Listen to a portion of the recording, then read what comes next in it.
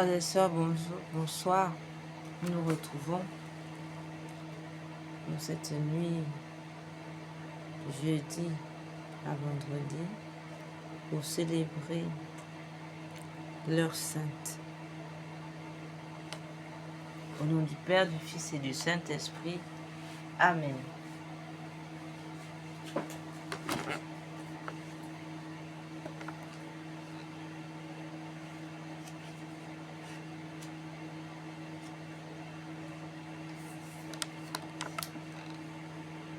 Compassion et réparation.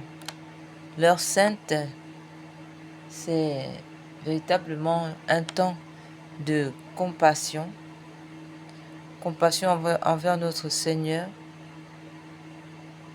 et un temps de réparation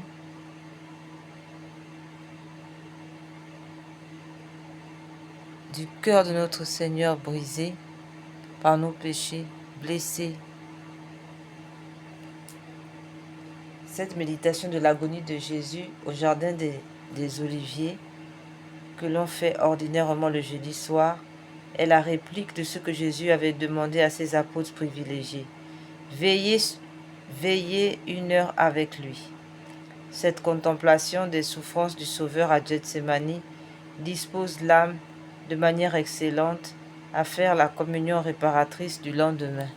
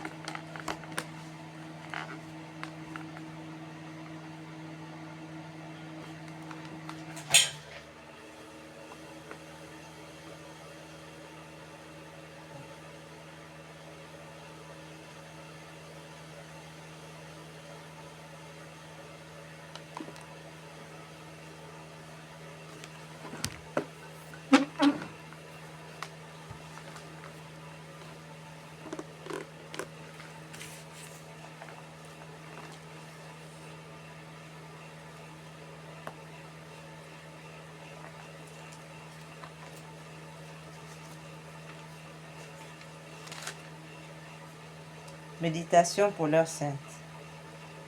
Première agonie de Jésus. Adoramus te Christe et benedicimus tibi, qui per sanctam agoniam et passionem tuam redimisti mondum. Et progressus crucium procidit in faciem suam orans. Il s'éloigna un peu et se prosterna la face contre terre pour prier. Matthieu 26, 39. Nous vous adorons, ô Christ, et nous vous bénissons, parce que vous avez sauvé le monde par votre agonie et votre passion. Le moment est venu où Dieu le Père va, selon la parole du prophète, mettre sur ce Fils les iniquités de nous tous.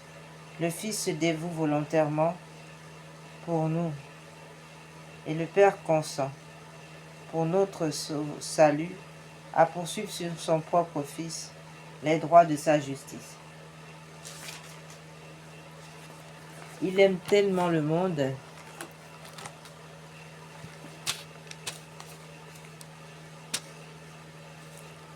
qu'il livre Jésus pour nous sauver. Et non seulement il le livre, mais il le frappe lui-même à cause des iniquités de son peuple.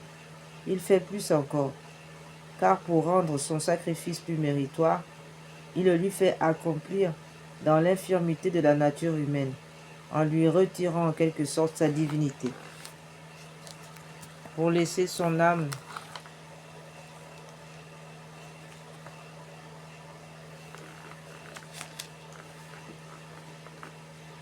et son corps aux prises avec les infirmités de la chair. En face des iniquités du monde et des souffrances de sa passion, Dominus voluit contere eium in infirmitate. Nous dit le livre d'Isaïe. Le Seigneur a voulu le broyer dans la faiblesse, a dit le prophète Isaïe. Puis il le délaisse lui-même, car il ajoute encore par la bouche de son prophète: In momento indignationis abscondi, facem meam parum per ate.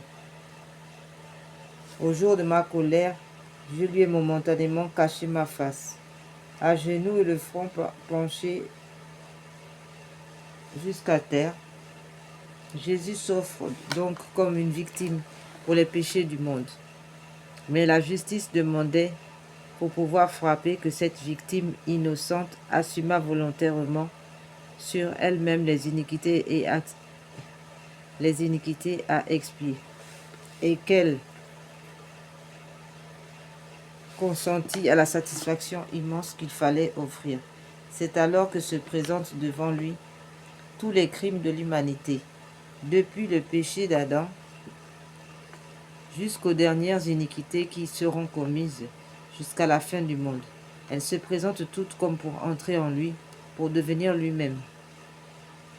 À mesure qu'il consent à les assumer, il se voit peu à peu chargé, revêtu de toutes les abominations de la terre, les impiétés, les blasphèmes, les sacrilèges, les injustices, les turpitudes, les apostasies, les haines, les jalousies, les parricides. Tout cela fond sur lui et l'envahit. Bientôt, il est comme noyé dans une mer immense dont son regard divin peut à peine sonder la profondeur et l'étendue. L'humanité en lui se revêt de ses crimes et la divinité devant laquelle les anges saints eux-mêmes se voilent la face de leurs ailes veut fuir cette abominable corruption qui s'approche, qui semble l'atteindre. Son âme toute sainte tend à suivre la divinité qui s'enfuit. C'est une lutte suprême, une agonie terrible qui fait frissonner tout son corps. Une sueur abondante s'échappe de tous ses membres et coule jusqu'à terre. Maudit de son père, sans cesser d'être son fils, délaissé de sa divinité, sans cesser d'être Dieu. Il se tord comme un ver sous le poids de cette malédiction vengeresse du péché qu'il assume. Ne va-t-il pas mourir dans cette agonie terrible, et son cœur brisé pourra-t-il supporter une aussi violente douleur? Non, un miracle de sa toute-puissance retient son âme captive dans son corps. Ce n'est que le premier pas. Il prend sur lui les iniquités de nous tous, et c'est Dieu le Père qui, pour nous sauver, les impute à son Fils. Il poursuit le péché sur celui qui ne l'avait point commis. Cependant, après une heure d'accablement, le Sauveur se relève et va vers ses apôtres. Et venit ad discipulus suos, et invenit eos dormientes. Matthieu 24, 40. Il vint auprès de ses disciples et les trouva endormis. Voyant ici notre divin Sauveur tout accablé de tristesse et d'horreur, défiguré, chancelant et presque incapable de se soutenir, on dirait qu'il va voir s'il trouvera un ami qui écoute le récit de ses douleurs, une âme qui compatisse à ses tristesses. Il cherche un épanchement d'amitié. Il semble pressé d'aller trouver ceux qu'il a appelés non ses visiteurs, mais ses amis. Il se hâte vers ses apôtres pour demander consolation et assistance. Son regard se porte vers eux, mais hélas, il se voit bien seul, car ils dorment tous les trois.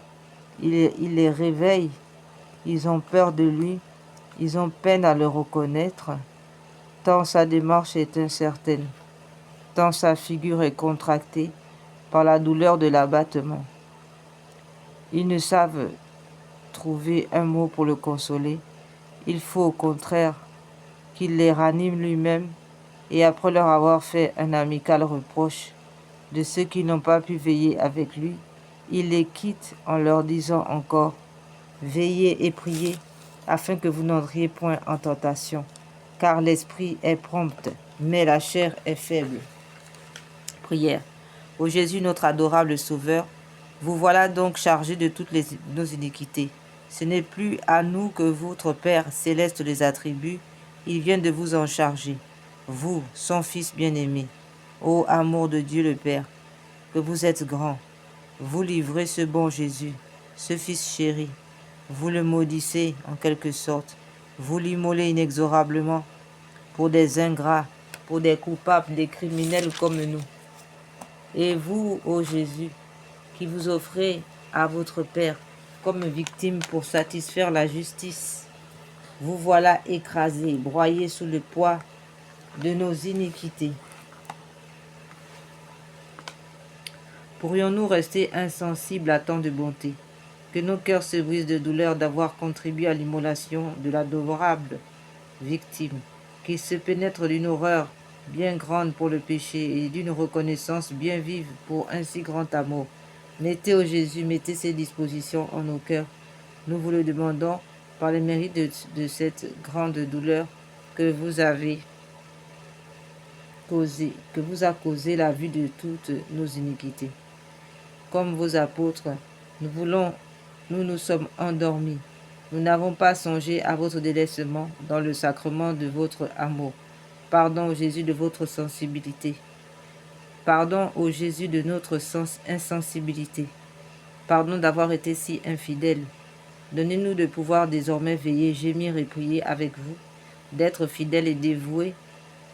Nous vous en supplions par les mérites de la douleur poignante que vous avez éprouvée en vous voyant délaissés par vos apôtres. Ainsi soit-il. Deuxième agonie de Jésus. Interum secundo habilit oravit. Il s'en alla de nouveau et pria. Matthieu 26, 42. Adoramus te Christe et benedictimus te, qui per sanctam agoniam et passionem redemesti mundum. Nous vous adorons, ô Christ, et nous vous bénissons, parce que vous avez sauvé le monde par votre agonie et votre passion. Après cet entretien, notre Seigneur Jésus retourne à la grotte, encore tout pénétré des douleurs des premières visions. Il est promptement saisi de frayeur, et l'aspect de celle qu'il voit s'avancer maintenant. Sa nature contre terre, sa nature frémit et s'épouvante. Il se prosterne encore la face contre terre et considère la beauté primitive de l'âme humaine avant le péché d'Adam et le triste état où son iniquité l'a réduite. Il voit le tort qu'elle s'est fait à elle-même et l'injure qu'elle a faite à Dieu. Il s'offre pour opérer la réconciliation. Victime pure sans tache, il souffrira tout ce que réclame la justice divine, tout ce que réclame le malheur de cette âme souillée.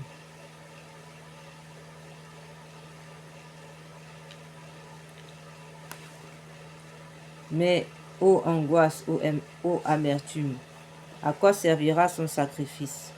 Ne voit-il pas le plus grand nombre de ces âmes qu'il veut sauver se laisser encore entraîner vers le mal comme par un penchant irrésistible? Malgré le secours, les mérites de son sang répandu, il voudrait les sauver, il veut mourir pour elles, il ne peut les arracher à la damnation.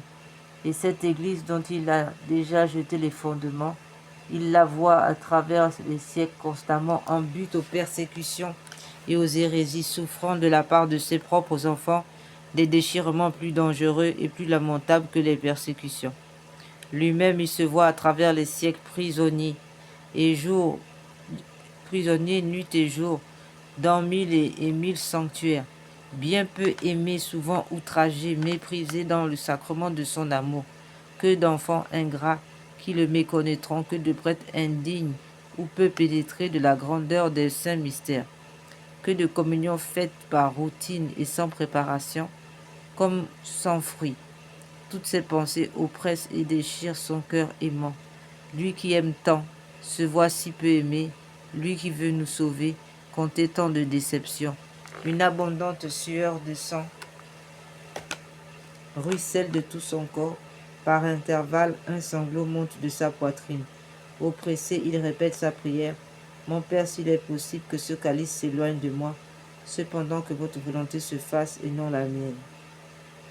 Au milieu de cette angoisse inexprimable, Jésus se relève tout pâle, tout défait, semblable à un homme qui ne pourrait supporter plus longtemps la vue d'un spectacle déchirant.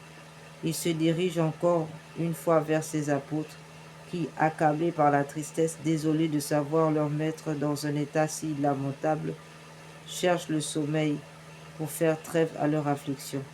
Les soupirs douloureux de Jésus qui s'approchent attirent leur attention, mais il est si défiguré qu'ils croient voir un fantôme.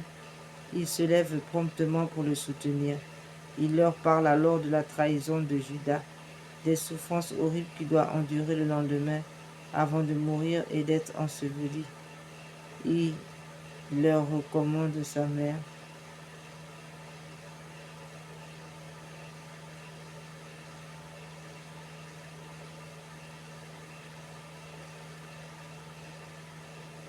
Les saintes femmes et, comme à la dernière scène, il leur dit d'être bien unis entre eux.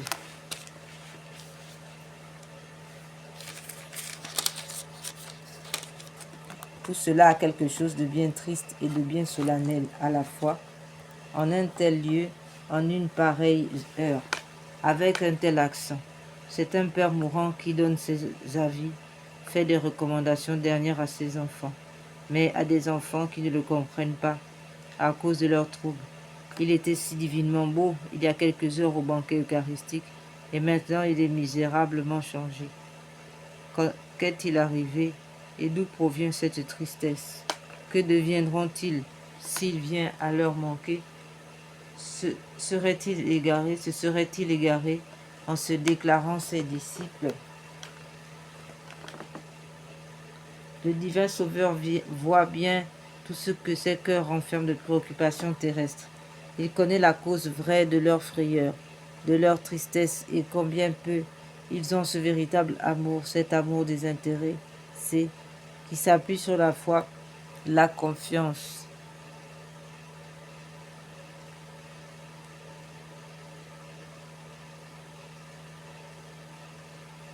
Et qui exclut l'intérêt personnel.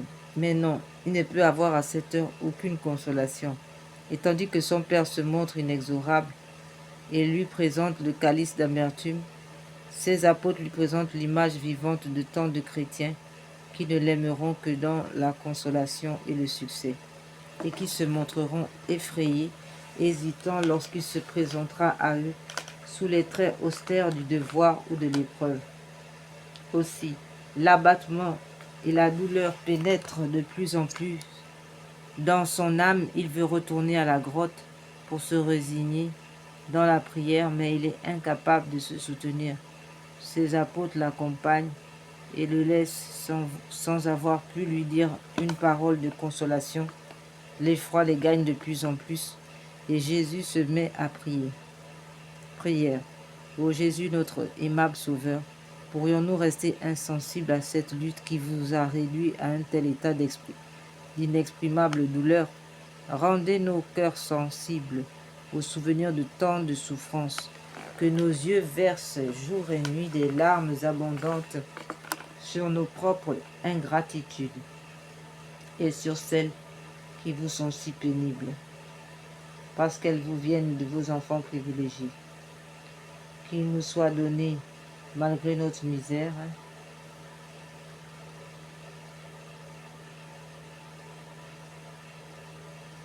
de nous immoler pour nous comme vous vous êtes immolés pour nous, et que nous puissions dédommager votre cœur adorable de tant de poignantes ingratitudes par l'amour, la fidélité, la générosité à votre service.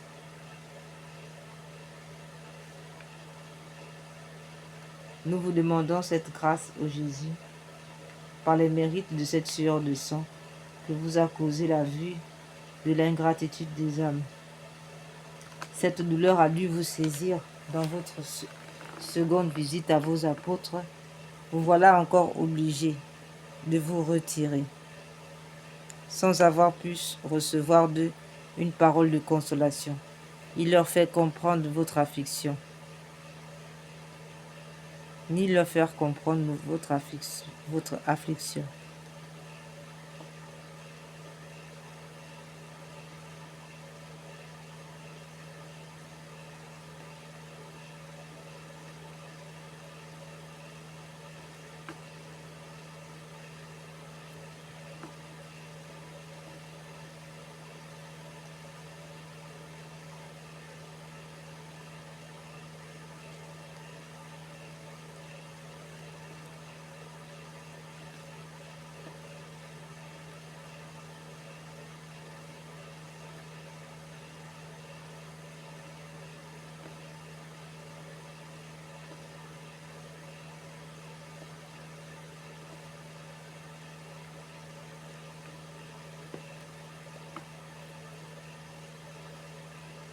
Ô Jésus, par les mérites de cette sueur de sang, que vous a causé la vue de l'ingratitude des âmes. Quelle douleur a dû vous saisir dans votre seconde visite à vos apôtres. Vous voilà encore obligé de vous retirer sans avoir pu recevoir une parole de consolation et leur faire comprendre votre affliction. Que de fois n'êtes-vous pas sorti de votre tabernacle pour venir nous dire votre délaissement, vos douleurs et vos tristesses dans la divine Eucharistie. Mais hélas, nos cœurs lâches et tièdes ne vous ont pas compris ou n'ont pas voulu vous écouter. Pardon, oui, pardon d'avoir été sourd à votre voix.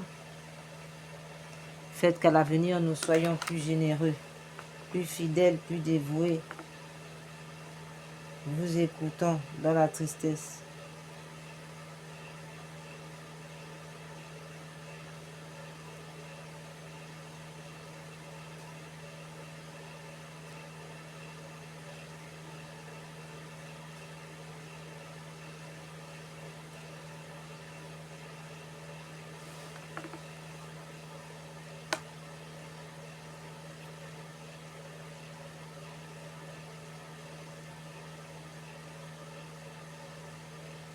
Mais hélas, nos cœurs lâches et tièdes ne vous ont pas compris ou n'ont pas voulu vous écouter. Pardon, oui, pardon, d'avoir été sourd à votre voix.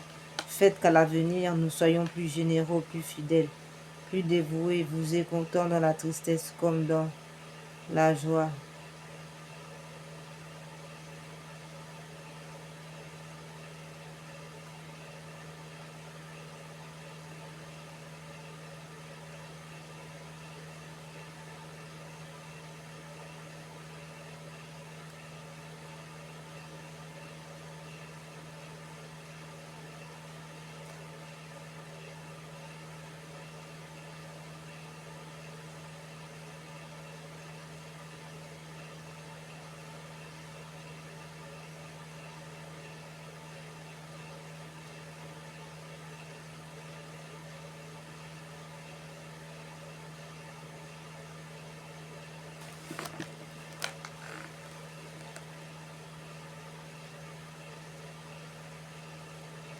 Troisième agonie de Jésus.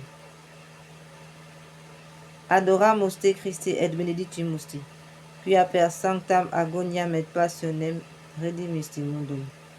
Nous vous adorons, ô Christ, et nous vous bénissons, parce que vous avez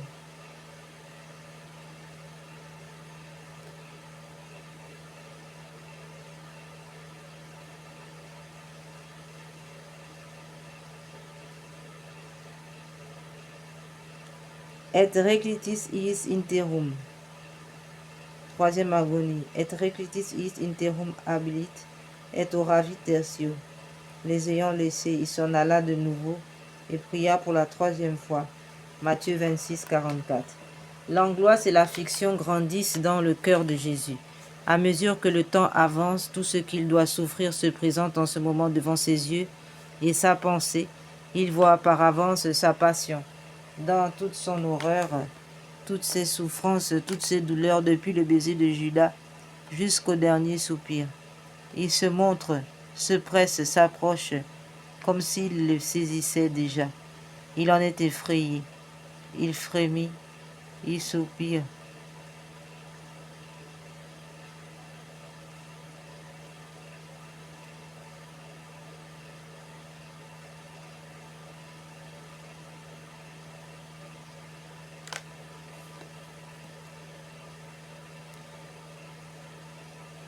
L'angoisse et l'affliction grandissent dans le cœur de Jésus. À mesure que le temps s'avance, tout ce qu'il doit souffrir se présente en ce moment devant ses yeux et sa pensée. Il voit par avance sa passion dans toute son horreur, toutes ses souffrances.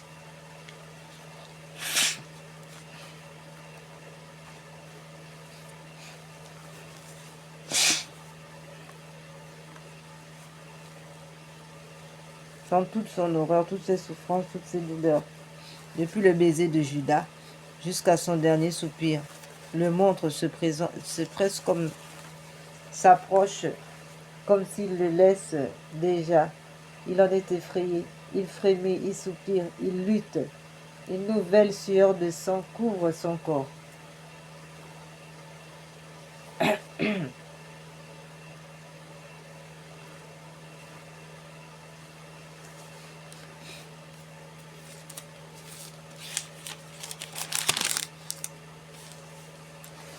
Jusqu'à terre. Ah, quelle lutte, quel combat entre sa nature qui fléchit et son amour pour les âmes qui périssent. Mon Dieu, s'écrie-t-il, s'il est possible que ce calice s'éloigne de moi. Mais ne voit-il pas de son regard divin les limbes s'ouvrir devant ses yeux et toutes les âmes qui s'y trouvent renfermées se présenter comme pour le supplier de ne pas reculer devant le sacrifice, de ne pas laisser plus longtemps captives, loin de Dieu, dans cette prison où elles languissent. Ne voit-il pas ensuite tous les martyrs, les confesseurs, les vierges, en un mot tous les saints qui doivent un jour sanctifier leur œuvre par les mérites de sa passion, paraître devant ses yeux avec une beauté admirable, chacun selon son rang et ses mérites. Ce magnifique spectacle se déroule devant lui et son âme est toute transportée car il aime les âmes et s'il le fallait, il souffrirait pour une seule tout ce qu'il doit souffrir. Mais le calice est bien amer et son Père lui présente toujours. Il faut qu'il accepte pour le boire jusqu'à la lie sans qu'il puisse laisser perdre une seule goutte. Et il s'écrie, mon Père, que votre volonté soit faite et non pas la mienne. Au même instant, un ange lui apparaît venant du ciel pour le réconforter. Sa figure aussitôt rayonne et paraît tout illuminée. Qu'est devenue cette sueur de sang qui le couvrait tout à l'heure? Quelle est la cause de ce courage tranquille et serein qui paraît maintenant dans toute sa personne? C'est qu'il a accepté le calice.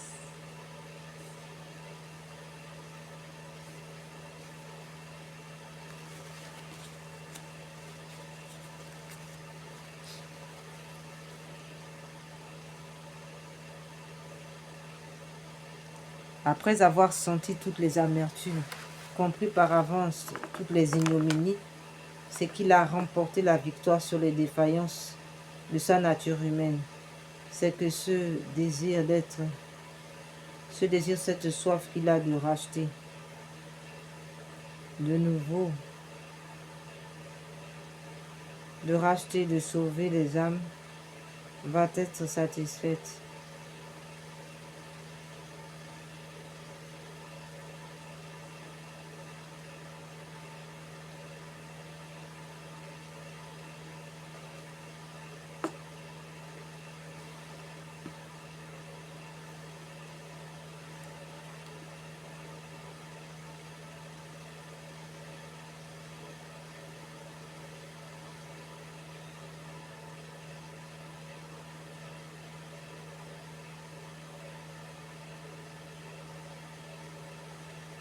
C'est ce désir, cette soif il a de racheter, de sauver les âmes va être satisfaite. Bientôt son sacrifice sera consommé.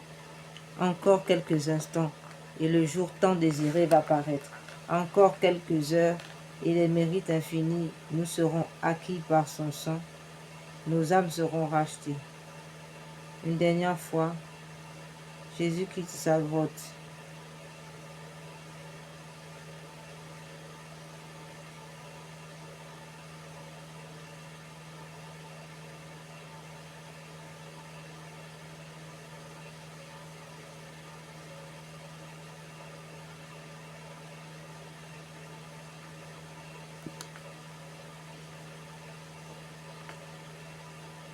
Une dernière fois. Bientôt ce sacrifice sera consommé, encore quelques instants, et le jour tant désiré va paraître. Encore quelques heures, et des mérites infinis nous seront acquis par son sang. Nos âmes seront rachetées. Une dernière fois, Jésus quitte la grotte. Il ne chancelle pas. Son pas est assuré. Ses apôtres sont endormis. Il les réveille. Il leur parle avec bonté et leur dit, levez-vous. Allons au-devant de ceux qui viennent pour me prendre. Ses apôtres le suivent. Ils vont au-devant du traître qui s'avance avec une audace infernale. Jésus l'attend avec un calme si grand qu'on dirait qu'il attend un bienfaiteur et non un traître, un ami et non un ennemi. Il l'avait bien choisi pour être du nombre de ses amis. Mais le misérable a abusé des bontés de son maître.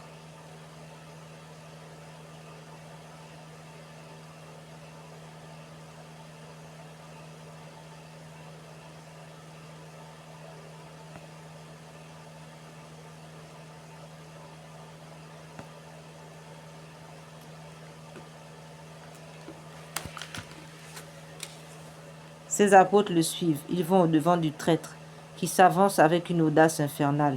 Jésus l'attend avec un calme si grand qu'on dirait qu'il attend un bienfaiteur, et non un traître, un ami et non un ennemi. Il l'avait bien choisi pour être du nombre de ses amis. Mais le misérable a abusé des bontés de son maître. Ses bienfaits n'ont servi qu'à le jeter dans l'abîme. Misérable, que vas-tu faire? Ou plutôt, qu'as-tu fait?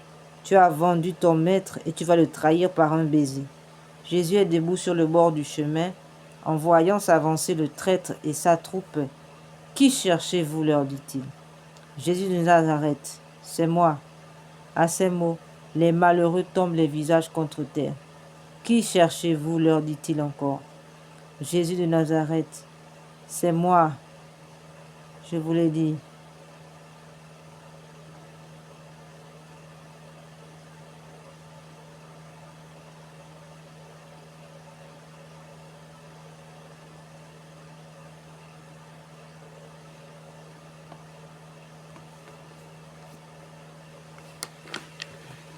Ils vont au-devant du traître qui s'avance avec une audace infernale. Jésus l'attend.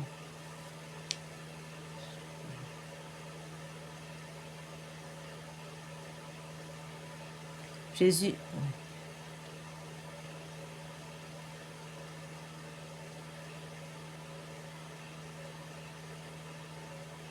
À ce nom qui abat et qui relève, qui condamne et qui sauve, il se relève et Judas, le réprouvé, s'approche de Jésus. Je vous salue, maître, et lui donne un baiser. Jésus reçoit ce baiser déicide et lui dit, mon ami, qu'êtes-vous venu faire ici? C'est donc par un baiser que vous livrez le Fils de l'homme. L'accent de cette parole eût ému les cœurs les plus durs, tant il renfermait de tendresse et de miséricorde. Et cependant, Jésus voyait et embrassait, dans la personne de Judas, tous les sacrilèges profanateurs.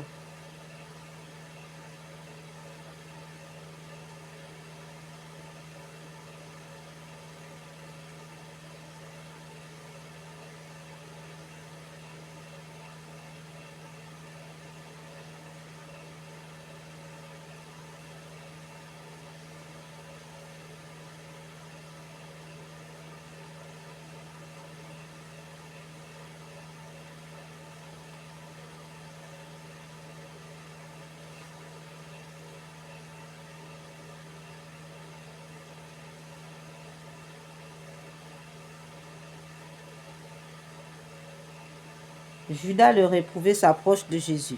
« Je vous salue, maître. » Il lui donne un baiser. Jésus reçoit ce baiser d'Écide et lui dit, « Mon ami, qu'êtes-vous venu faire ici?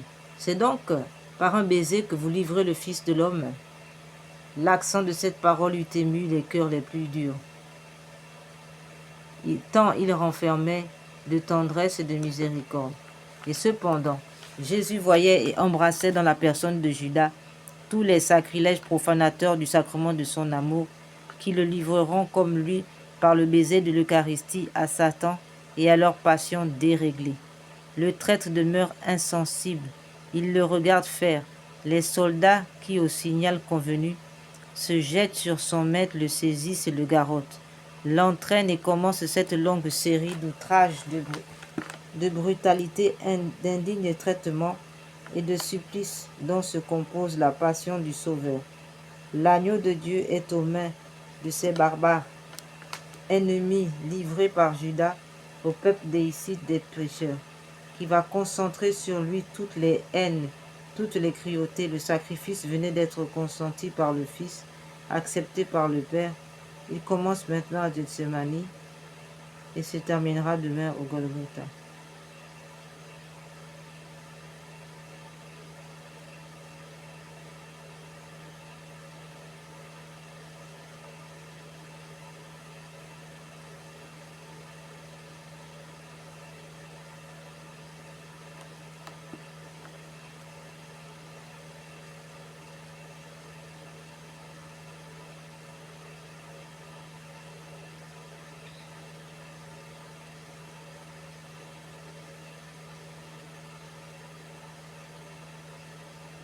Et cependant, Jésus voyait et embrassait dans la personne de Judas tous les sacrilèges profanateurs du sacrement de son amour, qui le livreront comme lui par le baiser de l'Eucharistie à Satan et à leur passion déréglée. Le traître demeure insensible. Il regarde faire les soldats qui, au signal convenu, se jettent sur son maître, le saisissent, le garrottent, l'entraînent, et commence cette longue série d'outrages, de brutalité, d'indignes traitements et de supplices. L'agneau de Dieu est aux mains, ces barbares ennemis, livrés par Judas au peuple déicide. L'agneau de Dieu est aux mains de ces barbares ennemis, livrés par Judas au peuple déicide, des pécheurs, qui va concentrer sur lui toutes les haines, toutes les cruautés. Le sacrifice venait d'être consenti par le Fils, accepté par le Père. Il commence maintenant à Gethsémani et se terminera demain au Golgotha.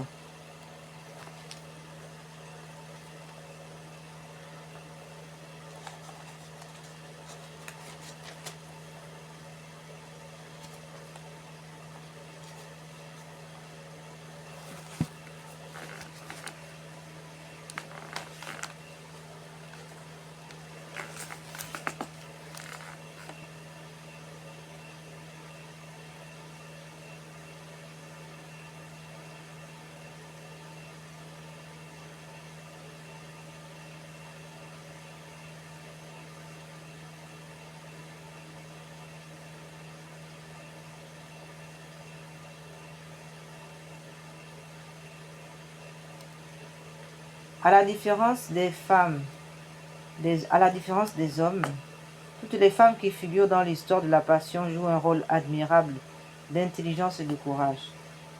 Soutenues par une affection plus indomptable que la mort, quelques-unes viennent malgré les insulteurs et les bourreaux se placer debout au pied de la croix et par cet acte héroïque protester jusqu'à la fin contre l'iniquité des juges. 3 de ces admirables créatures qui avaient suivi le Sauveur dans ses voyages, pourvu à tous ses besoins et reçu son dernier soupir, s'occupèrent avec zèle du soin de sa sépulture. C'était Marie-Madeleine, Marie, mère de Jacques et de Salomé. Après les angoisses de la Sainte Vierge pendant la Passion, les plus grandes, on peut l'affirmer sans crainte, furent celles de Marie-Madeleine. Mais ces angoisses n'ôtent rien à son courageux dévouement. Elles le font au contraire briller avec plus d'éclat. Jésus chargé de sa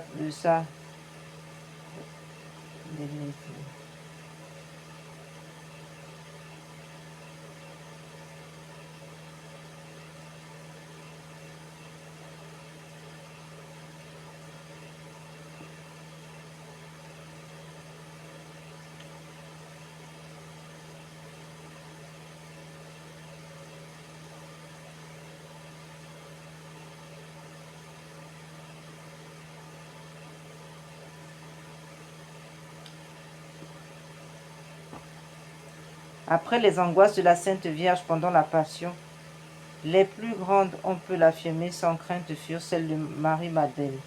Mais ces angoisses n'ôtent rien à son courageux dévouement. Elles le font au contraire briller avec plus d'éclat.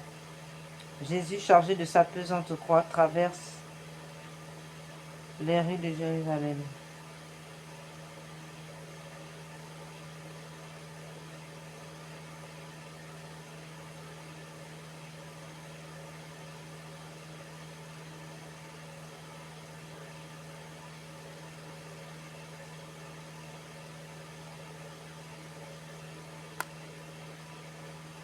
Mais ces angoisses n'ôtent rien à son courageux dévouement.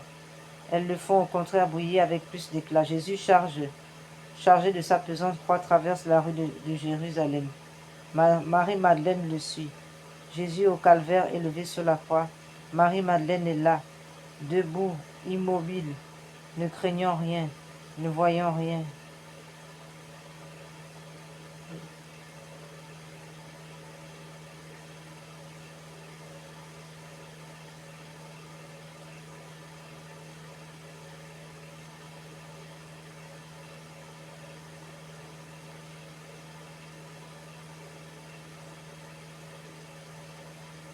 Marie-Madeleine est debout, immobilisée, ne craignant rien, ne voyant rien, n'entendant rien, crucifiée avec un bon maître, et pour lui donner une dernière marque, la tendresse tenant compagnie à la Sainte Vierge, placée avec elle.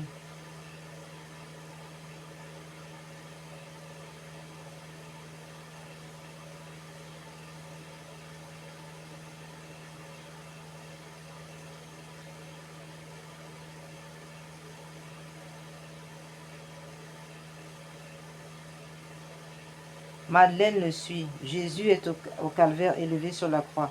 Madeleine est là, debout, immobilisée, ne craignant rien, ne voyant rien, n'entendant rien, crucifiée avec son bon maître, et pour lui donner une dernière marque de tendresse, tenant compagnie à la Sainte Vierge, placée avec elle à 18 pas de la croix. La très sainte Vierge Marie fut la première réparatrice. Elle tint compagnie à Jésus alors que ses disciples l'abandonnaient. Son exemple fortifiait Jean et les saintes femmes. Sans la présence de Marie, où aurait-elle puisé le courage d'affronter pharisiens et soldats et de monter au calvaire?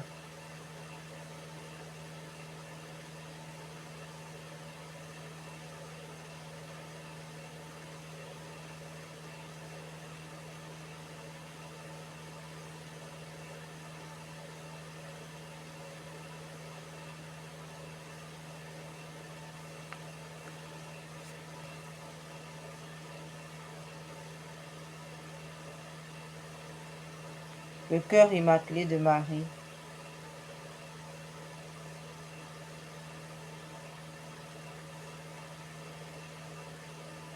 Ouvert par la parole, femme, voici ton fils. Rencontre spirituellement le cœur de son fils, ouvert par la lance du soldat. Le cœur de Marie a été ouvert par l'amour même, pour l'amour et tout le monde.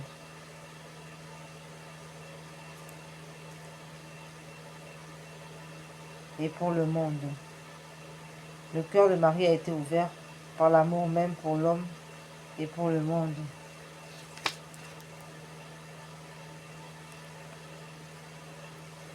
Salve Regina, Mater misericordiae, vita dulcedo, espes nostra salve. a te clamamos, exules filii envi, a te suspiramos.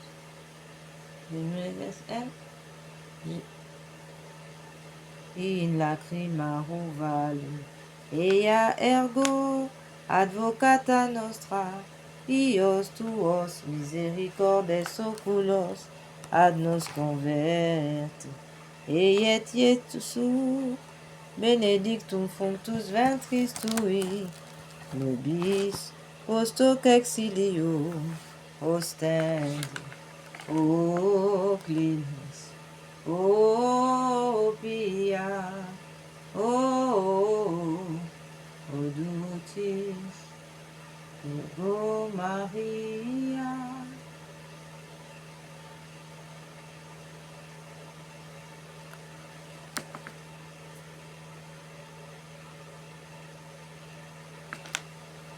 Cœur douloureux immaculé de Marie, priez pour nous qui avons recours à vous. Cœur douloureux immaculé de Marie, priez pour nous maintenant et à l'heure de notre mort. Amen.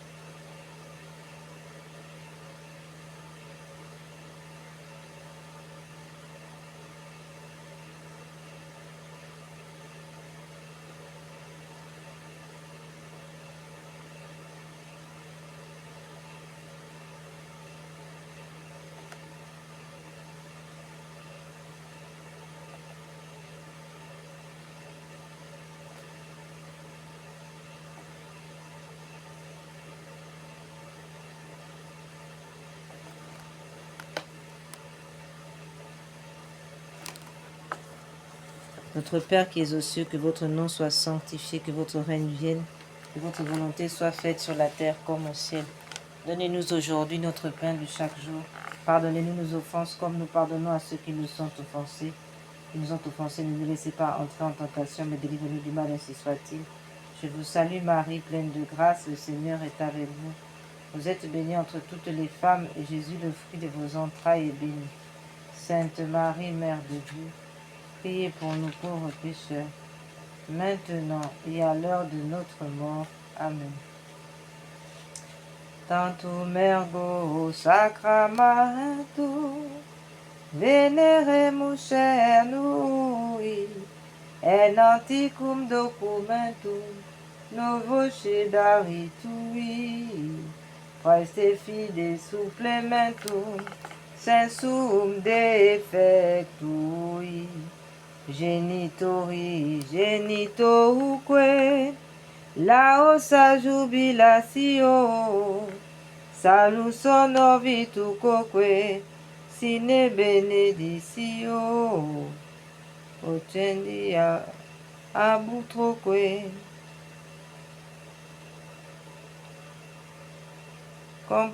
pocendi abutroque, comparsi laudatio. Amen. Panem de celus praetesis eis omne delectem mentuum se abentem oremus. Deus qui nobis sub sacramento mirabili passionis, tue memoriam reliquis tribuque quesemus, inta nos corporis et sanguinis tui sacra mysteria venerari, ut redemptionis tue, fructum illuvis jugite essentiamus, qui vis et regnas in saecula saeculorum. Amen. Dieu soit béni, béni soit son saint nom, béni soit Jésus-Christ, vrai Dieu et vrai homme, béni soit le nom de Jésus, béni soit son cœur sacré, béni soit son précieux sang, béni soit Jésus au très saint sacrement de l'autel, béni soit l'Esprit Saint consolateur, béni soit l'incomparable Mère de Dieu, la très sainte Vierge Marie, béni soit sa sainte immaculée conception, béni soit sa glorieuse Assomption, béni soit le nom de Marie, Vierge et Mère, béni soit Saint Joseph, son très chaste époux, béni soit Dieu dans ses anges et dans ses saints. Seigneur, donnez-nous des prêtres. Seigneur, donnez-nous beaucoup de saints prêtres. Seigneur, donnez beaucoup de saints prêtres et de saintes vocations religieuses, ainsi que de fidèles laïcs. ainsi que des fidèles, de saints fidèles catholiques, ainsi soit-il.